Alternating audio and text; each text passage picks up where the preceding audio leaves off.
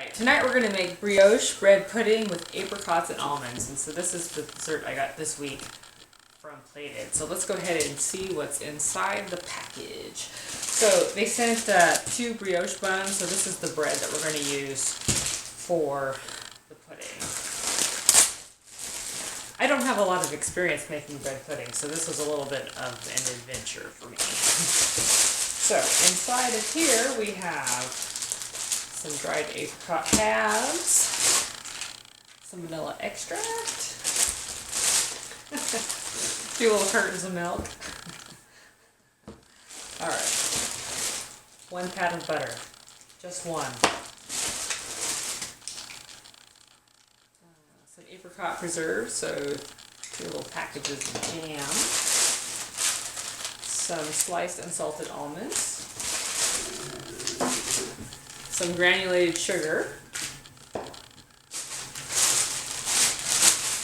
and I supplied the egg. So we're going to go ahead and get started. First thing we have to do is preheat the oven to 350 degrees. So it says the first step is to make the custard base. So this is the liquid that we're going to soak the bread in. So in a large bowl we're going to stir together the vanilla, 1/2 teaspoon vanilla, sugar, 2 tablespoons sugar,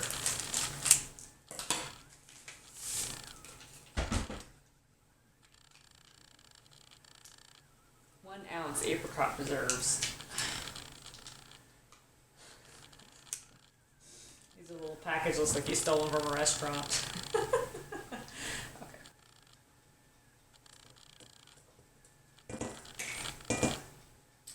And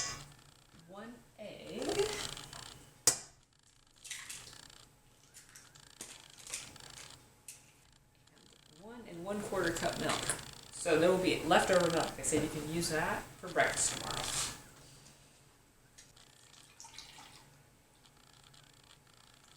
So yeah, that's one cup. This is whole milk.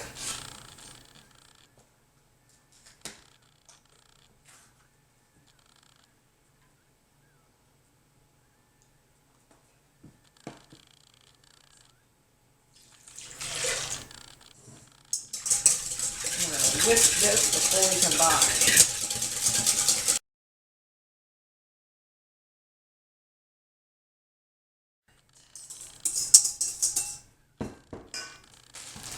Next we're going to cut the brioche buns into 1/2 inch cubes.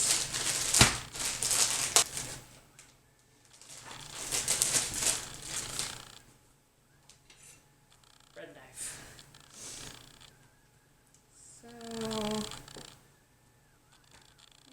Trying to decide if I should have them this way or if I should just cut them this way. I think I'm just going to cut them this way. So 1/2 inch cubes.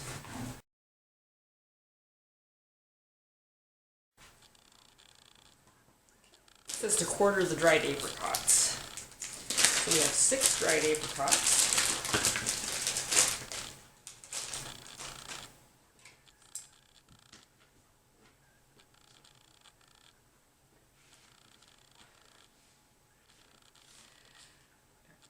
So, the butter cube. It says to place this butter cube between my hands and hold it here for 1 or 2 minutes until it's at room temperature. Because I think what I have to do with it is use it to coat the bottom of this pan. So, I don't know. We'll do that. I'll hold it here for a couple minutes. It's going to be easier to spread that way. So I'm holding this. I'll just say that it's been a long week. We've had snow, which we don't usually get, and throws everyone's schedule off. It's a pretty miserable night. It's windy. It's about 34 degrees, and it's icing. So I'm going to do that a little bit more in a bit. So now what we're going to do is we're going to add the bread and the apricots to this, and we're going to let it sit for 8 to 10 minutes until it's all soaked up. Add all that bread to that. Stir that gently.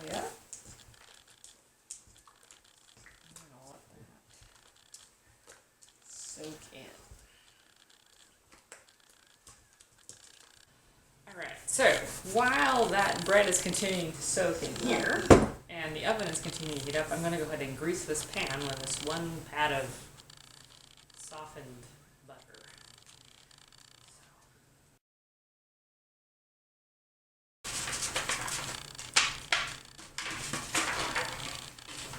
There we go.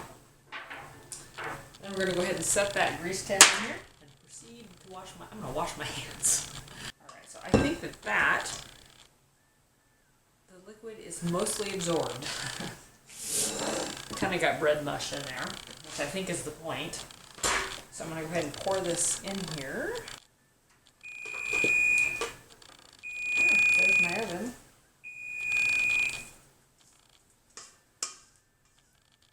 I guess that's what it's supposed to look like. Soggy bread.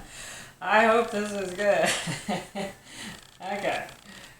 I'm going to have faith in this. Okay, so I'm going to just, okay.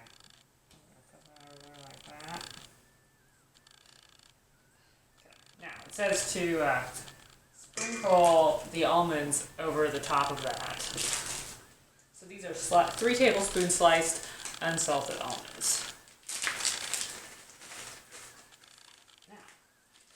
It says to cover that with tin foil and bake for 10 minutes covered, and then we're going to uncover it and bake it for another 15 to 20. So wrap that up. Cook that for 10 minutes. So the first 10 minutes is up, and we're going to take it out and take the tin foil off, put it back in the oven for another 20.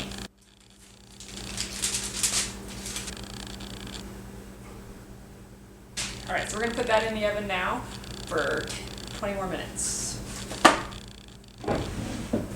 Alright, the oven just beeped for the 20-minute mark with the tin foil off. We're going to see if these are done yet.